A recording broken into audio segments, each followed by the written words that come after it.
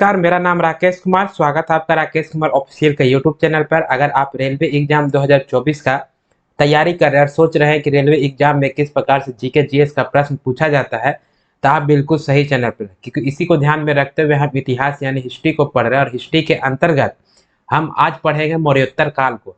इसके पहले हमने पढ़ा महाजनपद के बारे में और हमने देखा कि महाजनपद की संख्या टोटल कितनी थी। तो महाजनपद, ठीक है, महाजनपद की संख्या जो है वह टोटल 16 होती है, जिसमें सबसे शक्तिशाली महाजनपद होता है आपको मगध। और इस मगध पर जो है वह टोटल कितने राजवंश शासन करते हैं? 7, जिसे हमने एक ट्रिक के माध्यम से आपको याद रखा था, और वो ट्रिक क्या था? हसीन मसूक शाह। ठीक है, हसीन मसूक शाह याद है? ठीक है, हसीन मसूक शाह। और हसीन मसूक शाह के माध्यम से ये मगध पर किन किन राजवंशों ने शासन किया उसका हमने क्रम याद किया था, जिसमें ह से हो गया आपको हर्यक वंश, ठीक है, सी से हो गया आपको शिशुनाग वंश। कौन सा वंश? शिशुनाग वंश। न से हो गया आपको नंद वंश। क्लियर है? म से हो गया आपको मौर्य वंश। ठीक है, सु से हो गया आपको शुंग वंश। और क से हो गया आपको कर्ण वंश। ठीक है, और सा से हो गया सातवाहन वंश। तो हमने जो है इन सातों वंश के बारे में हमने डिटेल से पढ़ा, और साथ ही साथ मौर्य वंश तक हमने आपको प्रीवियस ईयर का जो भी क्वेश्चन है वो क्वेश्चन भी हमने सॉल्व किया है। ठीक है, तो आपका मौर्य वंश जब समाप्त होता है तो इसके बाद जो है आता है शुंग वंश, कर्ण वंश और सातवाहन वंश। और ये शुंग वंश, कर्ण वंश और सातवाहन वंश जो है ये आता है किसके अंतर्गत? तो ये आता है आपको ब्राह्मण साम्राज्य के अंतर्गत आता है, यानी ब्राह्मण वंश के अंतर्गत आता है। बात समझ में आया? तो सबसे देखिए मौर्य वंश तक जो है मगध पर यानी पूरे भारत पर शासन व्यवस्था जो है बहुत ही सुदृढ़ था और बहुत शक्तिशाली और मजबूत शासन हो रहा था। लेकिन जैसे जैसे जो है मौर्य काल का पतन होता है तो मगध जो है वह छोटे छोटे टुकड़ों में बट जाता है। बात समझ में आया? यानी छोटे छोटे क्या होते हैं? टुकड़ों में बढ़ जाते हैं। यानी कि एक साइड जो है मौर्य वंश के बाद एक तरफ चल रहा होता है शुंग वंश, कर्ण वंश और सातवाहन वंश। क्लियर है? और ये छोटे छोटे मतलब राजवंशों में होता है, और इसके अलावे भी जो है वह कई अन्य राजवंश का भी उसमें उदय होता है। ठीक है। तो हमने आपको बताया था जब शुंग वंश, कर्ण वंश और सातवाहन वंश पढ़ रहे थे तो उसी में हमने बताया था कि जैसे मौर्य वंश समाप्त होता है तो यहाँ भारत में जो है वो टोटल 4 आक्रमण, विदेशी आक्रमण होंगे। ठीक, और वह 4 विदेशी आक्रमण कौन कौन होंगे? तो पहला आक्रमण करता है इंडो ग्रीक, दूसरा आक्रमण करेगा शक, तीसरा आक्रमण करेगा पल्लवन वंश और चौथा आक्रमण करेगा कुषाण। बात समझ आए? ये कब होता है? ये होता है आपको मौर्य वंश के बाद होता है। ठीक है, मौर्य वंश के बाद होता है। तो यानी कि मौर्य वंश के बाद जो है टोटल कितना आक्रमण होगा? तो 4 आक्रमण होगा। क्लियर है? कितने आक्रमण होंगे? 4 आक्रमण होंगे। अच्छा, ये 4 आक्रमण और ये आपको ये तीनों वंश यानी शुंग वंश, कर्ण वंश और सातवाहन वंश अगर दोनों को हम मिक्स करके पढ़ाते, ठीक है, तब आपको क्लियर पता नहीं चलता। इसलिए हमने क्या किया कि शुंग वंश, कर्ण वंश और सातवाहन वंश को सेपरेट पढ़ा दिया। और अभी जो है मौर्य वंश के बाद जो 4 आक्रमण होंगे भारत पर, ठीक है, यानी कि इसी के समय में यानी शुंग वंश, कर्ण वंश और सातवाहन वंश के ही समय में भारत पे कितने आक्रमण होते हैं? 4 आक्रमण होते हैं। क्लियर है? तो ये इन 4 आक्रमण के बारे में सबसे पहला आक्रमण होता है इंडो ग्रीक यानी हिंद यवन का। आज उसी की चर्चा हम आज एक क्लास में करने वाले हैं। क्लियर है? तो अगर आप हमारे चैनल पर नए हैं तो चैनल को सब्सक्राइब कर दीजिएगा, क्लास अच्छा लगेगा तो लाइक करिएगा और अपने दोस्तों को भी शेयर कीजिए। और दोस्तों को भी कहिए कि जो है चैनल को सब्सक्राइब करें और वो अपने दोस्तों को शेयर करें। बात समझ में आए? तो चलिए हम आज जो है वह पढ़ेंगे कि भारत में जो है मौर्य मौर्य काल के बाद जो है वह कौन कौन से विदेशी आगमन हुए। इसीलिए इस समय को जो है क्या बोला जाता है? मौर्योत्तर काल, यानी कि मौर्य काल के बाद का समय को हम क्या कहेंगे? मौर्योत्तर काल कहेंगे। क्लियर है यहाँ तक? ठीक है, तो मौर्य काल के पतन जब हो गया यानी मौर्य वंश का अंतिम शासक कौन था? बृहदर था, जिसकी जो हत्या कौन कर दिया था? आपको पुष्यमित्र शुंग करता है और मौर्य वंश की जगह पर शुंग वंश का स्थापना करता है। इसके बारे में हमने डिटेल से पढ़ा था। क्लियर? तो ये जो आपको इंडो ग्रीक या हिंद यवन का जो आक्रमण होगा उसमें आपको शुंग वंश का भी शासन चल रहा होगा मगध में, और उसी समय भारत में जो है आक्रमण कौन करेगा? Indo Greek. तो चलिए हम पहले डिटेल से समझते हैं और हम सीक्वेंस बना करके हम पढ़ते चलेंगे। और अगर उसमें शुंग वंश का डिटेलमेंट आएगा तो उसका भी हम रिकॉल या रिवीजन हम कर देंगे। बात समझ में आए? तो चलिए मौर्य काल के पतन के बाद क्या होता है कि जैसे जो है मौर्य काल या मौर्य वंश का जब पतन हो जाता है, पतन मतलब समाप्त होता है, जब मौर्य काल समाप्त होगा, ठीक है, तो इसके बाद जो है वह मगध पर कौन सा वंश आएगा? तो आएगा शुंग वंश। ठीक है, कौन वंश आएगा? सुंग वंश। इसकी स्थापना कौन करता है? पुष्यमित्र सुंग। ठीक है, पुष्यमित्र सुंग। क्लियर है, पुष्यमित्र सुंग। ये हमने आपको सुंग वंश पढ़ा दिया। अगर आपने हमारा क्लास नहीं देखा है तो आप प्लीज अगर क्लास देखिए, आपको डिटेल समझ में आएगा। तो जिस समय सुंग वंश का शासन चल रहा होता है, या कर्ण वंश का शासन या सातवाहन वंश का शासन चल रहा होता है, यानी कि मौर्य काल के पतन के बाद भारत पे जो है वह मगध क्या होता है कि छोटे छोटे टुकड़ों में बट जाएगा। क्या होगा? टुकड़ों में जो है छोटे छोटे टुकड़ों में बट जाएगा। और और कोई भी योग्य शासक या ऐसा कोई मजबूत या शक्तिशाली शासक नहीं रह पाया, जिसके कारण जो है जो विदेशी आक्रमणकारी जो होंगे वो भारत को जो है एक अवसर के रूप में देखने लगते हैं। और यह उनके मन में लालच उत्पन्न हो जाता है कि भारत पर जो है वह अब शासक क्या है, वह कमजोर शासक है, अयोग्य शासक है, और उस पर आक्रमण करके उसके भूभाग को या उसके राज्य को क्या किया जा सकता है, अपने अधिकार में लिया जा सकता है। और इसी क्रम में जो है मौर्योत्तर यानी कि मौर्य काल के बाद भारत पर टोटल कितने आक्रमण होंगे? तो भारत पे जो है वो टोटल 4 आक्रमण होते हैं। ठीक है, भारत पर टोटल कितने आक्रमण होंगे? 4 आक्रमण होंगे। कितने आक्रमण होंगे? तो 4 आक्रमण होंगे भारत पर। चलिए इधर नहीं लिखते हैं, चलिए इसी को हम इधर लिखते हैं ताकि नीचे जगह मिल जाएगा। 4 आक्रमण कौन डिटेल में बता पाएंगे। ठीक है, तब टुकड़ों में बढ़ जाता है, जिस कारण जो है विदेशी आक्रमणकारी को भारत को जो है एक अवसर के रूप में देखने लगता है, क्योंकि भारत में मौर्य काल के बाद और कोई योग्य शासक नहीं रह पाता। बहुत कमजोर कमजोर शासक होता है और बहुत सारे छोटे छोटे राजवंशों में या राज्यों में विभक्त हो जाता है। ठीक है, तब विदेशियों को क्या लगने लगेगा कि भारत जो है, ठीक है, भारत पर जो है वह आक्रमण करे। और भारत पर मौर्य काल के बाद कितने आक्रमण होंगे? तो भारत पर जो है आपको 4 आक्रमण होंगे। कितने आक्रमण होंगे? 4 आक्रमण। और ये 4 आक्रमण जो है वह इंपॉर्टेंट है और इससे प्रश्न एग्जाम में पूछे जाते हैं। तो ये 4 आक्रमण कौन कौन होगा? तो ये 4 आक्रमण जो होगा वो पहला आक्रमण होगा आपका इंडो ग्रीक का। किनका आक्रमण होगा? इंडो ग्रीक का आक्रमण होगा। और ये इंडो ग्रीक जो है इसको आपको हिंद यवन भी कह सकते हैं। ठीक है, ये आपको हिंद यवन। और ये हिंद यवन जो है वह कहाँ से आए थे? यह आते हैं आपको हिंदू कुश पर्वत से। ठीक है, हिंदू कुश पर्वत। अभी कहिएगा हिंदू कुश पर्वत जो है वह किधर है? तो हिंदू कुश पर्वत जो है अगर ऐसे समझेंगे तो ये आपका भारत है, ये वर्तमान भारत। और ये वर्तमान भारत का, ठीक है, ये आपका वर्तमान भारत का, ठीक है, ये आपका पंजाब और हरियाणा वाला प्रांत है। और ये आपका पहले क्या था? पाकिस्तान जो है भारत का ही हिस्सा हुआ करता था। तो ये आपका पश्चिम और उत्तर यानी कि ये वाला जो एरिया है, ठीक है, यही आपका हिंदू कुश पर्वत है। ये क्या है? ये आपका हिंदू कुश पर्वत है, यानी हिंदू कुश पर इधर ताजिकिस्तान है। ठीक है, तो आपको बोल सकते हैं हिंदू कुश पर्वत जो है भारत के उत्तर यानी कि नॉर्थ और पश्चिम, ठीक है, यानी वेस्ट यानी कि उत्तर मतलब पश्चिम उत्तर क्षेत्र में हिंदू कुश पर्वत के समीप जो है वह हिंद यवन रहते हैं। ठीक, और यह हिंदू कुश पर्वत की लंबाई कितनी है? तो 800 किलोमीटर इसकी लंबाई है हिंदू कुश पर्वत की। तो इसी हिंदू कुश पर्वत के पास में जो है आपको हिंद यवन रहते थे। और यह हिंद यवन क्या करते हैं? भारत पर आक्रमण करेंगे। ठीक है, भारत पे क्या करेंगे? भारत पर आक्रमण करेंगे। क्लियर है, तो पहला आक्रमण जो है मौर्य काल के बाद किसका हो जाएगा? तो इंडो ग्रीक का होगा।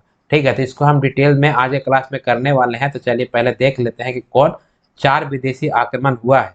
ठीक है, तो पहला आक्रमण कौन होता है? तो इंडो ग्रीक का आक्रमण होता है, जिसे हम हिंद यवन कहते हैं। ठीक है, इसके बाद जो है दूसरा आक्रमण होगा। ठीक है, दूसरा आक्रमण किसका होता है? शक का आक्रमण होता है। ठीक है, यानी कि शक वंश का जो है आक्रमण होता है। और ये शक वंश जो है वह मध्य एशिया के रहने वाले यूची कबीला का ही आपको यूची कबीला वाला ही रहता है शक वंश। इसको जो आपको सीथियन भी कहा जाता है। इसे हम क्या बोलते हैं? सीथियन। ठीक है, तो दूसरा आक्रमण किसका होगा? शक वंश का। और तीसरा आक्रमण जो होगा, ठीक है, तीसरा आक्रमण जो होगा ये आपको पहलव का आक्रमण होगा। ठीक है, पहलव वंश, ये सभी विदेशी हैं। ठीक है, पहला वंश का आक्रमण होगा यानी पहलव का आक्रमण होगा। और इसे जो आपको पार्थियन कहा जाता है। इस प्रकार शक वंश को सीथियन कहा जाता है, उसी प्रकार से पहलव वंश को क्या किया जाता है? पार्थियन। ठीक है, ये आपको पार्थियन कहा जाता है। यानी कि 3 आक्रमण हो गया और चौथा आक्रमण जो होगा ये आपको कुषाण का होता है। ठीक है, किसका हो जाएगा? कुषाण का आक्रमण होता है। तो ये पहला आक्रमण यानी कि मौर्य काल का जब पतन हो जाता है तो भारत जो है वह कई टुकड़ों में विभक्त हो जाता है, और कोई भी योग्य शासक नहीं रह पा जाता है। और मतलब अयोग्य शासक है, कमजोर शासक है। तो जब भारत में कमजोर शासक आ जाएंगे, कई टुकड़ों में बटे रहेंगे, तो बाहरी जो देश है उसको जो है भारत एक अवसर की तरह दिखाई देने लगेगा और यहाँ पर आक्रमण करने का सोचेगा, और वह आक्रमण करता भी है। और मौर्य काल के बाद टोटल कितने आक्रमण होते हैं? तो 4 आक्रमण। ठीक है, इंडो ग्रीक यानी हिंद यवन का, दूसरा शक यानी सीतियन का, तीसरा पहलव यानी पार्थियन का, और चौथा होता है आपका कुषाण का। क्लियर है? और इस समय जो है भारत में कौन सा वंश चलते रहेगा? तो आपको चलते रहेगा, आपने बताया था आपको, पहला शुंग वंश, उसके बाद कर्णव वंश, ठीक है, और इसके बाद सातवाहन वंश। ठीक है, और ये तीनों वंश हमने सेपरेट इसलिए पढ़ लिया ताकि दोनों में मिक्स ना हो, और जहां जहां इसका चर्चा आएगा वहां पर हम इसका चर्चा भी करते चलेंगे ताकि आपको समझ में आए। क्लियर है? तो आज एक क्लास में हम कौन सा आक्रमण पढ़ने वाले हैं? तो इंडो ग्रीक यानी हिंद यवन के बारे में पढ़ेंगे। ठीक है, जो कि हिंदू कुश पर्वत से आए थे। उसके बाद शक वंश, पहलव और कुषाण के बारे में भी हम डिटेल से अगले क्लास में देखते चलेंगे। क्लियर है? तो यहाँ तक समझ में आया आपको कि मौर्य काल के बाद जो है भारत पर कितने आक्रमण होते हैं? 4 आक्रमण। अच्छा, इसी 4 आक्रमण को जो है, ठीक है, हम ट्रिक से भी याद कर सकते हैं। ठीक है, कि आपको कौन पहले था और कौन बाद में था। तो इसे कहा जाता है आपको ISPK। क्या इसको पढ़ते हैं हम? ISPK। ठीक है, ISP और के। आई से क्या हो गया? तो आई से हो गया आपको इंडो ग्रीक। ठीक है, इंडो ग्रीक। एस से हो गया आपको शक। ठीक है, प से हो गया आपको पहलव, और आपको क से हो गया कुषाण। बात समझ में आए? तो इसे हम क्या पढ़ते हैं? ISPK पढ़ते हैं। तभी तक हिस्ट्री में आपको 2 ट्रिक बताए हैं, एक आपका हसीन मशूक शाह और एक आपका ISPK। ISPK क्या है कि मौर्य काल के बाद जो 4 आक्रमण हुए उसके क्रम में पहला इंडो ग्रीक का होगा, दूसरा शक का होगा, तीसरा पहलव का होगा, चौथा कुषाण का होगा। तो ट्रिक से भी आप ध्यान में रखिएगा। बात समझ में आए? तो चलिए, पहला क्या टॉपिक दे दीजिए आपको? Indo Greek. ठीक है, तो पहला हो जाएगा आपको इंडो ग्रीक। और इंडो ग्रीक को हम किस नाम से भी जानते हैं? तो इसको हम हिंद यवन कहते हैं। ठीक है, हिंद यवन कहते हैं। चूंकि यह विदेशी आक्रमणकारी था, तो स्वाभाविक सी बात है कि यह भारत के बाहर से आया होगा। तो सबसे पहला प्रश्न यही उठता है कि यह आया कहाँ से था। ठीक है, तो इनका क्षेत्र जो होगा जहाँ पर ये शासन व्यवस्था चलाते थे, ठीक है, इनका क्षेत्र आपको हिंदू कुश पर्वत के समीप था। ठीक, और हिंदू कुश पर्वत कहाँ रहेगा? तो पश्चिम उत्तर पाकिस्तान और ताजिकिस्तान में। ठीक, और ये हिंदू कुश पर्वत की लंबाई कितनी है? तो आपको 800 किलोमीटर इसकी आपको लंबाई है। ठीक है, जो आपको अभी पिछले स्लाइड में हमने पिक्चर के माध्यम से आपको दिखाया। तो इनका क्षेत्र जो है हिंदू कुश पर्वत के समीप जो आपको बैक्टोरियन क्षेत्र में। ठीक है, कौन सा क्षेत्र है? तो बैक्टोरिया, बैक्टेरिया। ठीक है, जगह का क्षेत्र का नाम है बैक्टेरिया। इसलिए जो है इन यानी कि इंडो ग्रीक शासन को जो है आपको बैक्टेरियन शासक भी कहा जाता है। कौन सा शासक कहा जाता है? तो बैक्टेरियन शासक। क्यों बैक्टेरियन शासक कहा जाता है? क्योंकि यह बैक्टीरिया क्षेत्र के शासक होंगे। ठीक है, इसलिए इन्हें बैक्टेरियन शासक कहा जाता है। ठीक, और ये बैक्टीरिया क्षेत्र कहाँ पे पड़ेगा? तो हिंदू कुश पर्वत, और ये हिंदू कुश पर्वत जो आपको उत्तर पश्चिम पाकिस्तान या ताजिकिस्तान वाला एरिया है। क्लियर है? ये इंडो ग्रीक जो है आपको यानी हिंद यवन वाले जो है वो भारत पे 2 चरण में आक्रमण करते हैं। कितने चरण में आक्रमण करेंगे? 2 चरण में। ठीक है, तो पहला चरण और दूसरा चरण, यानी कि पहला बार आक्रमण करेगा तो उस समय कौन आक्रमणकारी, कौन शासक होगा, और जब दूसरा बार आक्रमण करेगा तब उस समय कौन आक्रमणकारी होगा या कौन शासक होगा। क्लियर है? और दोनों आक्रमण के समय में भारत में किसका शासन चलते रहेगा और वह कौन विजय होगा कौन पराजय होगा, उसके जानकारी हमें कहाँ से प्राप्त होती है, यही पॉइंट को हमको ध्यान में रखना है। बात समझ में आ रहा है? तो हिंदू कुश पर्वत जो है वो आपको हिंदू कुश पर्वत के पास जो आपको बैक्टीरिया जगह है जहाँ पर आपको ये इंडो ग्रीक या हिंद यवन रहते थे। और ये हिंद यवन जो है भारत में 2 चरणों में क्या करेंगे? आक्रमण करेंगे। ठीक है, 2 चरणों में क्या करेंगे? आक्रमण करेंगे। तो ये 2 चरणों में आक्रमण करेंगे तो सीक्वेंस वाइज पढ़ेंगे। तो प्रथम चरण में जो होगा, ठीक है, यह प्रथम चरण में जो आक्रमण होगा वह कौन करेगा? भारत में शासन किसका होगा? इसकी जानकारी हमें कहाँ से प्राप्त होती है, और यह आक्रमणकारी जो है वह राजा कौन होगा, यही सब ध्यान में रखना है। तो प्रथम चरण में जो आक्रमण होगा वो आपको डेमोट्रियस आक्रमण करता है।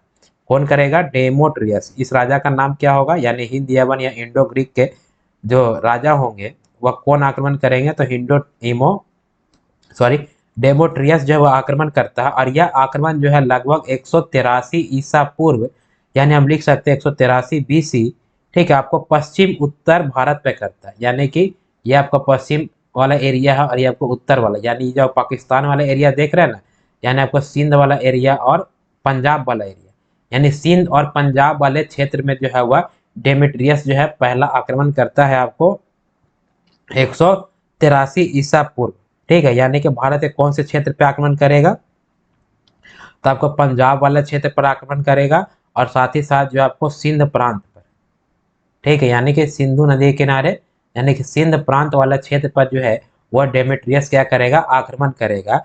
और यह आक्रमण के बाद जो है यह पूरा एरिया को क्या करता है, डेमेट्रियस जो है वह जीत लेता है और अपने अधिकार में ले लेगा।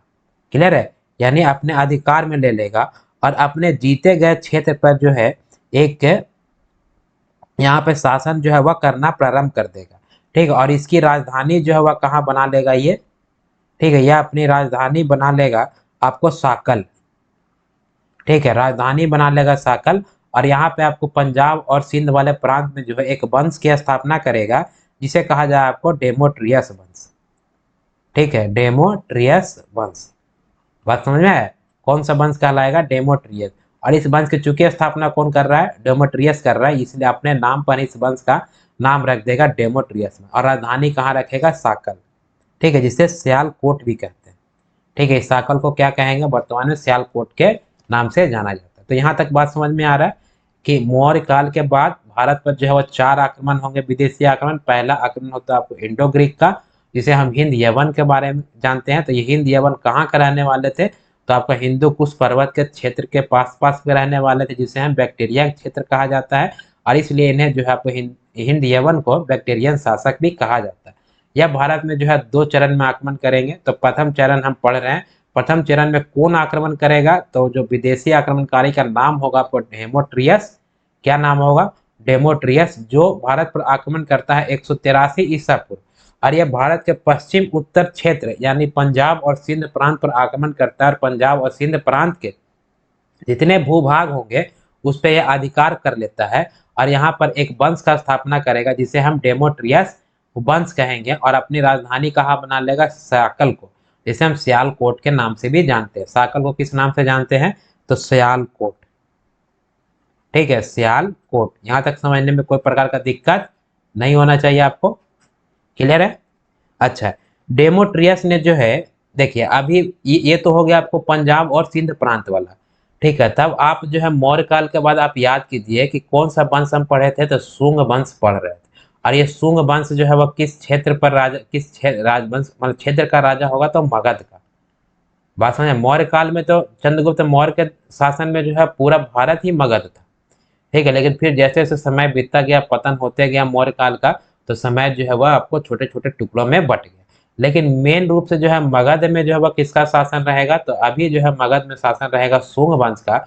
और ये शुंग वंश का कौन राजा रहेगा, तो आपको पुष्यमित्र शुंग, ठीक है, पुष्यमित्र शुंग।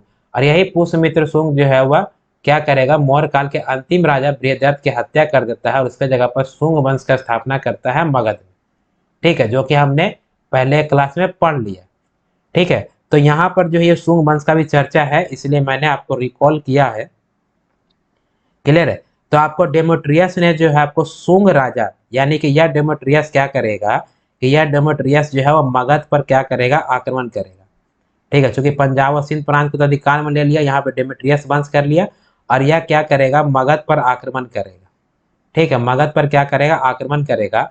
और जब यह मगध पर आक्रमण करेगा तो मगध पर जो है वह शासन किसका होगा, तो यह सॉरी, तब मगध पर जो है आपको शासन होगा आपको पुष्यमित्र शुंग का, यानी कौन सा वंश चलेगा यहाँ पे, ठीक है। तो यहाँ पर आता चलता है आपको शुंग वंश, ठीक है। मगध पर कौन सा वंश रहेगा, तो शुंग वंश। और ये शुंग वंश का जो है वह कौन सा राजा होगा, तो आप कहिएगा पुष्यमित्र शुंग, ठीक है। पुष्यमित्र जो है आपको शुंग जो है वह मगध का क्या होगा, राजा होगा, ठीक है, यह क्या होगा, राजा होगा। बात समझ में आया। और जब आपको हमने शुंग वंश पढ़ा रहे थे तो हम उसे बताया था कि पुष्यमित्र शुंग ने अपनी राजधानी पाटलिपुत्रा को ही बनाता और वहां से पूरा शासन प्रशासन चलाता है। और पुष्यमित्र शुंग के समय में जो है 2 युद्ध होता है। पहला बताया था आपने आपको विदर्भ का युद्ध, और दूसरा बताया था आपको यवन आक्रमणकारी का युद्ध।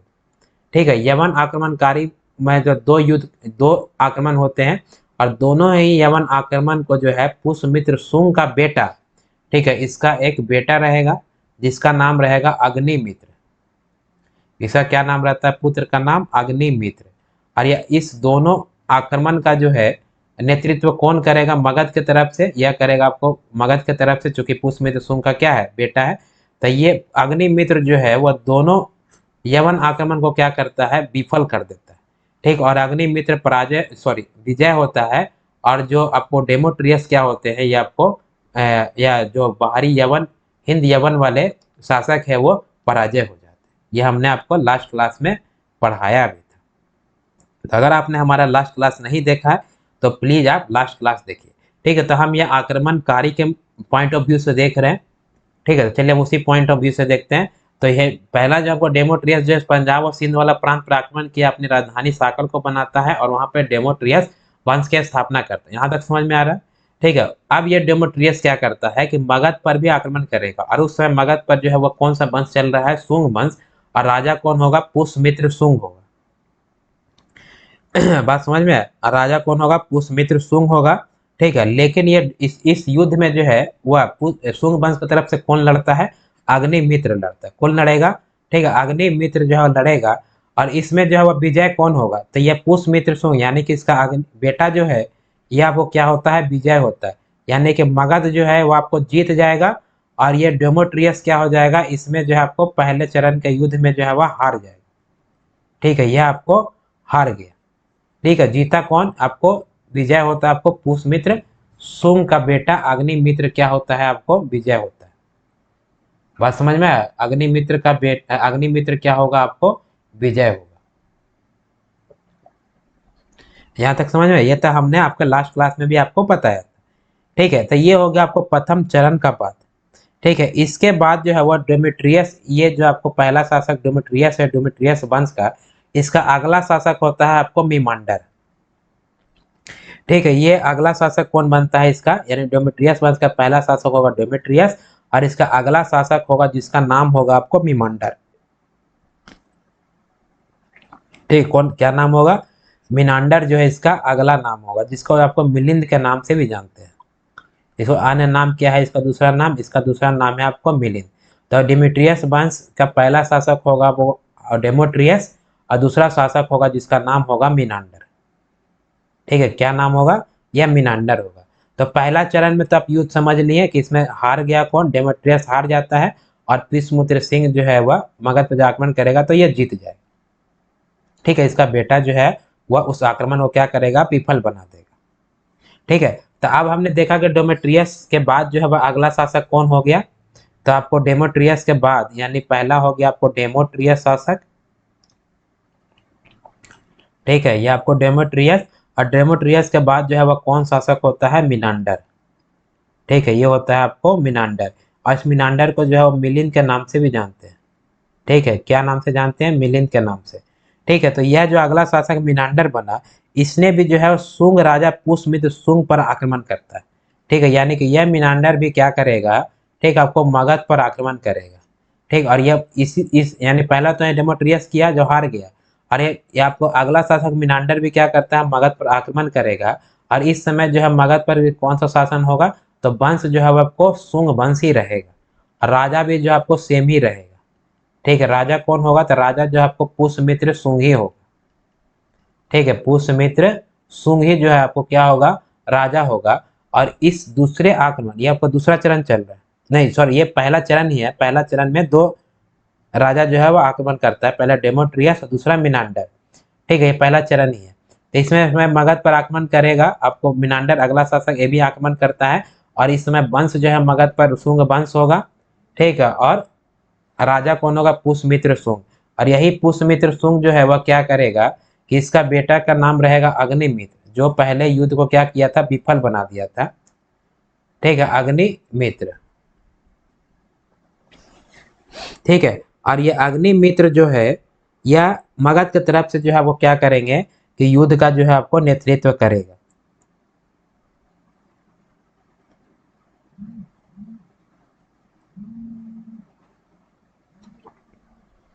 ठीक है, तो ये अग्निमित्र क्या होता है कि अग्निमित्र जो है इस युद्ध में भी क्या हो जाएगा, पराजय हो जाएगा। ठीक है, यह इसी सॉरी ये अग्निमित्र पराजय नहीं होता है, यह विजय हो जाएगा। यानी दोनों युद्ध में जो है आपको मगध का राजा विजय होता है, ये हमने लास्ट क्लास से बताया। और मिनांडर क्या हो जाएगा, ये आपको पराजय हो जाएगा। ठीक है, यानी कि यह हार जाएगा, युद्ध हार जाएगा, आक्रमण यही किया लेकिन यही हारेगा। और अग्निमित्र क्या होगा, विजय होगा। यानी कि दोनों ही युद्ध में, ठीक है, आपको शुंग वंश का राजा पुष्यमित्र शुंग का बेटा जो अग्निमित्र है, ठीक है, वह क्या हो जाएंगे, विजय हो जाएंगे। बात समझ में आए। तो फिर जो है आपको मिनांडर आगे चल करके जो है वह बौद्ध धर्म को अपना लेगा। ठीक है, ये भी हमने आपको बताया था। ठीक है, ये आगे चल करके क्या होता है, ये आगे चल करके जो है बौद्ध धर्म को अपना लेगा। ठीक है, और ये बौद्ध धर्म अपनाने के बाद, ठीक है, यह बौद्ध धर्म अपनाएगा कब, जब बौद्ध धर्म की शिक्षा लेगा। ठीक है, बौद्ध धर्म अपनाने के बाद जो है आपको बौद्ध धर्म की शिक्षा किससे लेगा, तो आपको नागसेन से जो है आपको बौद्ध धर्म की शिक्षा लेता है। किससे शिक्षा लेगा, बौद्ध धर्म की शिक्षा जो आपको नागसेन से लेता है। ठीक है, जब नागसेन से शिक्षा लेगा, जिसकी जानकारी जो है वह आपको किस ग्रंथ में मिलती है, तो आपको नागसेन की एक पुस्तक है, जिस पुस्तक का नाम आपको मिलिंद पन्नो। ठीक है, इस पुस्तक का नाम है आपको मिलिंद पन्नो, इसका पुस्तक का नाम है मिलिंद पन्नो। और इसी मिलिंद पन्नो पुस्तक जो कि नागसेन के द्वारा लिखा गया है, इसी पुस्तक से जो आपको इस पुस्तक में नागसेन और आपको मिनांडर, ये दोनों का जो है वार्तालाप की चर्चा है। किसकी चर्चा है, वार्तालाप की चर्चा है। ठीक है, और इसी मिलिंद पन्नो पुस्तक से जो है मिनांडर और नागसेन की हमको क्या मिल रहा है, जानकारी मिलता है। यानी वार्तालाप की चर्चा है ये नागसेन की पुस्तक मिलिंद पन्नो में। इसमें मिमांडर जो है वह क्या करेंगे, ठीक है, इसमें मिमांडर जो है यह आपको प्रश्न पूछते हैं। ठीक है, यानी कि यह आपको क्वेश्चन पूछेंगे और यह आपको नागसेन क्या करता है, यह आपको आंसर देगा। ठीक है, यानी कि क्वेश्चन और आंसर का चर्चा जो है किसमें किया गया, आपको मिलिंद पन्नो पुस्तक में इसकी चर्चा की गई है। बात समझ में आए। तो सर्वप्रथम मिमांडर ने जो है आपको मगध पर आक्रमण करता है, और जिसमें मगध का वंश रहेगा शुंग वंश और राजा रहेगा पुष्यमित्र शुंग। और इसका पुत्र जो है वह अग्निमित्र क्या करेगा, इस आक्रमण को जो है वो विफल बना देगा और अग्निमित्र विजय होगा और मिमांडर हार जाएगा। जैसे मिमांडर हारेगा तब ये भारत में ही रुक जाता है, भारत में आकर के जो है भारत में बौद्ध धर्म अपना लेता है। और मिमांडर जो है वह प्रथम विदेशी होता है जब भारत में आकर के बौद्ध धर्म को अपनाता है। और यह बौद्ध धर्म की शिक्षा किससे प्राप्त करता है, नागसेन से। और इसकी जानकारी हमें कौन सी पुस्तक से मिलती है, मिलिंद पन्नो से। मिलिंद पन्नो की रचना किसने किया है, तो नागसेन ने किया। इस पुस्तक में जो है वह दोनों यानी मिमांडर और नागसेन के वार्तालाप की चर्चा है, जिसमें मिमांडर जो है वह प्रश्न पूछते हैं और नागसेन क्या करते हैं, उसके जवाब देते हैं। यहाँ तक समझ में आ रहा है। ठीक है, यही मिमांडर जो है वह आगे चल करके क्या करता है, सर्वप्रथम सोने का सिक्का चलाता है।